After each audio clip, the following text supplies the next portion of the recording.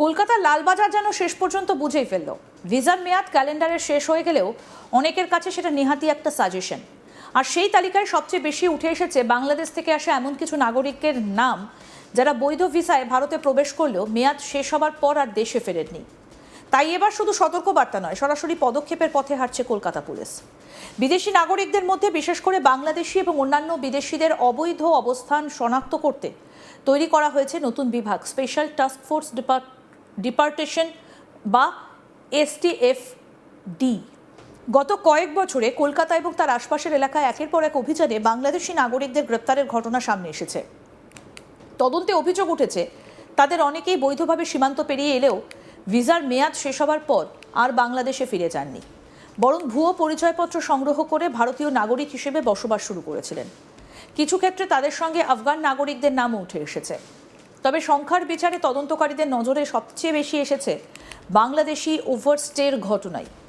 Police সূত্রে জানা গিয়েছে গত এক বছরে একাধিক বাংলাদেশি নাগরিককে গ্রেফতার করা হয়েছে, যাদের বিরুদ্ধে অভিযোগ তারা ভারতীয় পরিচয়পত্র তৈরি করে দীর্ঘদিন কলকাতা ও পার্শ্ববর্তী এলাকায় বসবাস করছিলেন। ভোটার কার্ড, আধার, রেশন কার্ড সবই জোগাড় হয়ে গিয়েছিল, যেন ভিসার মেয়াদ শেষ হওয়া কোনো সমস্যা নয়, বরং নতুন পরিচয় তৈরির জন্য একটা ট্রানজিশন পিরিয়ড মাত্র। এই ধারাবাহিক ঘটনায় কলকাতা পুলিশকে নতুন করে ভাবতে বাধ্য করেছে। শুধু অবৈধভাবে থাকা বাংলাদেশি নাগরিকদের চিহ্নিত করাই নয়, কিভাবে তারা ভুয়ো নথি পেলেন, কারা সেই নথি তৈরি করে দিল, কারা আশ্রয় দিল, পুরো নেটওয়ার্ক খুঁজে বের করাই হবে নতুন STFD বিভাগের অন্যতম প্রধান লক্ষ্য। ঠিক কী প্রতিবেদন তুলে ধরেছেন আমাদের প্রতিনিধি রাহি হালদার, আসুন দেখি। অবৈধ অনুপ্রবেশকারী তারা যেভাবে ভারতে এতদিন থাকতেন, দেশের বিভিন্ন সম্পদ ব্যবহার করতেন, বিভিন্ন জাল নথি ব্যবহার করে তারা দেশে ঘুরে বেড়াতে পারতেন, সেসবের দিন শেষ। কারণ কলকাতা পুলিশ এবং লালবাজারের তরফ থেকে জারি করা হয়েছে একটা নতুন নির্দেশিকা। এই হচ্ছে সেই নির্দেশিকা, যে নির্দেশিকাতে বলা হয়েছে যে এই যে যেভাবে যে অনুপ্রবেশকারী যেটা রয়েছে, যারা রয়েছেন, এবং বিশেষত হচ্ছে যে 2025-এর যে ফরেনার্স অ্যাক্ট, সেই অ্যাক্টকে আরও মজবুত এবং বহাল করার জন্যে সে কারণে কিন্তু একটা নতুন STF গঠন করেছে কলকাতা পুলিশ। কলকাতা পুলিশের পুলিশ কমিশনার তিনি কিন্তু এই নির্দেশিকা দিয়েছেন, যেখানে একটা নতুন STF স্পেশাল টাস্ক ফোর্স গঠন করা হয়েছে, যার নাম দেওয়া হয়েছে STFD। এই STFD এর কাজ কি? STFD তারা হচ্ছে যত ধরনের অবৈধ অনুপ্রবেশকারী রয়েছেন তাদেরকে খুঁজে খুঁজে বার করবে এবং তাদেরকে ধরবে। যেটা মূলত যে বিষয়গুলো জানা যাচ্ছে সেটা হচ্ছে যে বিভিন্ন ক্ষেত্রে দেখা যায় যে মূলত যারা বাংলাদেশ থেকে এসেছেন আমাদের রাজ্যে, তারা তাদের ভিসা এক্সপায়ার করে গেছে, তারপরেও তারা বিভিন্ন ক্ষেত্রে জালিয়াতি ডকুমেন্টস তৈরি করে ফেলতেন।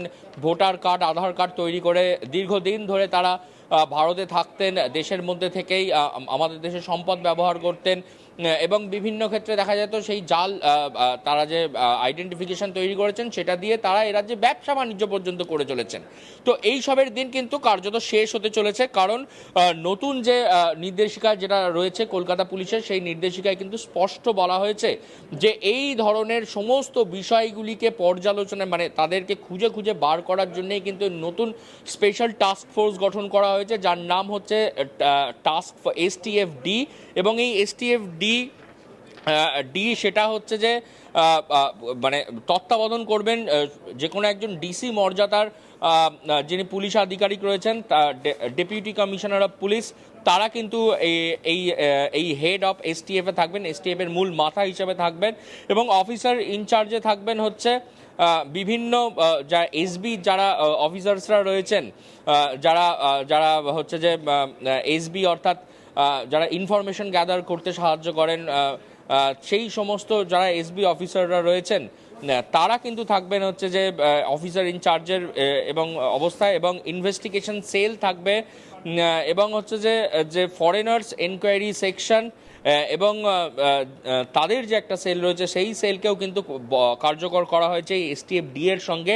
এবং যেটা জানা যাচ্ছে যে এই যে বিভিন্ন ক্ষেত্রে ভারতে যেটা দেখা যাচ্ছে, মূলত পশ্চিমবঙ্গে দেখা যায় যে বাংলাদেশ থেকে অনেক মানুষ তারা ভারতবর্ষে চলে আসেন বিভিন্ন জায়গায়। এখন বিভিন্ন জায়গায় সীমান্তে কাঁটাতার তৈরি করা হচ্ছে এবং তার আগে কিন্তু দাঁড়িয়ে কিন্তু এই যে বিভিন্ন ক্ষেত্রে যে এসটিএফডি মানে এসটিএফ তৈরি করার আগে বিভিন্ন সময়ে যেটা দেখা গেল সেটা সেক্ষেত্রে কিন্তু দেখা গিয়েছিল তারা কিন্তু ভারতবর্ষে আসেন, তাদের ভিসা অনেকে মেডিকেল ভিসা নিয়ে আসেন, স্বাস্থ্য পরীক্ষা করাতে দেশে আসেন, কিন্তু আসার পর তাদের ভিসা শেষ হয়ে যায়, তারপরেও তারা এখানে থেকে যান। এবং বিভিন্ন ক্ষেত্রে আমরা দেখেছি যে একেবারে তারা জাল ভোটার কার্ড, জাল আধার কার্ড তৈরি করে নেন এবং তৈরি করে নিয়ে দেশের নাগরিকত্ব পাওয়ার চেষ্টা করেন। তো এই সবগুলোর উপরেই নজর রাখার জন্যেই, যাতে এই ধরনের অনুপ্রবেশ আর না হয়, মূলত বাংলাদেশি অনুপ্রবেশ, সেই অনুপ্রবেশ রুখতেই কিন্তু একেবারে এই এসটিএফডি গঠন। আমরা নির্বাচনের আগে দেখেছিলাম যে যেভাবে এসআইআর প্রক্রিয়া চালানো হয়েছিল এবং এসআইআর প্রক্রিয়ার মাধ্যম দিয়ে যত যারা অনুপ্রবেশকারী ছিলেন তাদেরকে একদম পুশব্যাক করার একটা প্রক্রিয়া চালানো হচ্ছিল।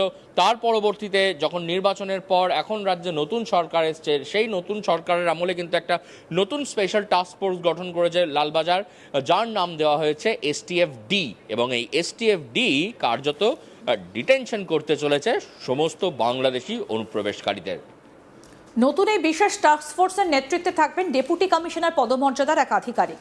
তার তত্ত্বাবধানে কাজ করবে এমন একটা দল যারা কলকাতা পুলিশের আওতায় থাকা বিদেশি নাগরিকদের, বিশেষ করে ভিসার মেয়াদ শেষ হয়ে যাওয়া বাংলাদেশি নাগরিকদের অবস্থান, নথিপত্র এবং পরিচয় যাচাই করবে। তদন্তে অনিয়ম ধরা পড়লে প্রয়োজনীয় আইনি ব্যবস্থা নেওয়া হবে এবং পরবর্তী পর্যায়ে ডিপোর্টেশনের প্রক্রিয়াও শুরু করা হবে।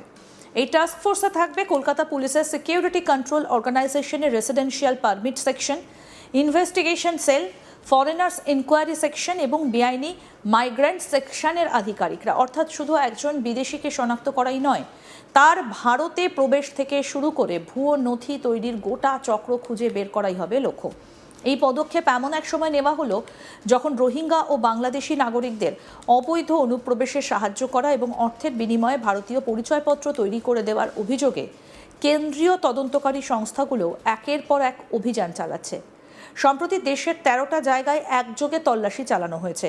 পশ্চিমবঙ্গে কলকাতা, উত্তর ও দক্ষিণ 24 পরগনা এবং মুর্শিদাবাদেও সেই অভিযান হয়েছে।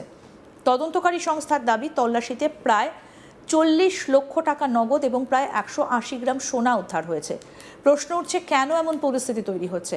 কেন ভিসার মেয়াদ শেষ হবার পরও এত মানুষ দেশে ফিরছেন না?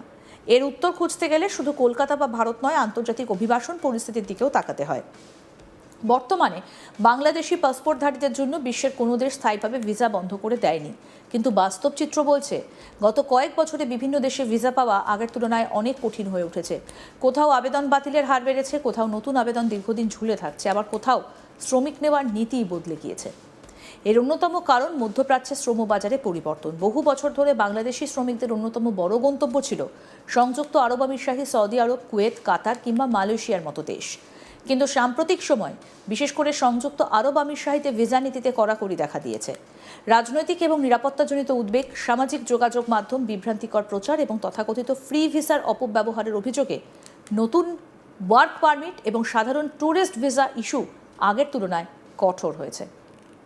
আরও আপডেট পেতে দেখতে থাকুন আজ তাক বাংলা, সাবস্ক্রাইব করুন।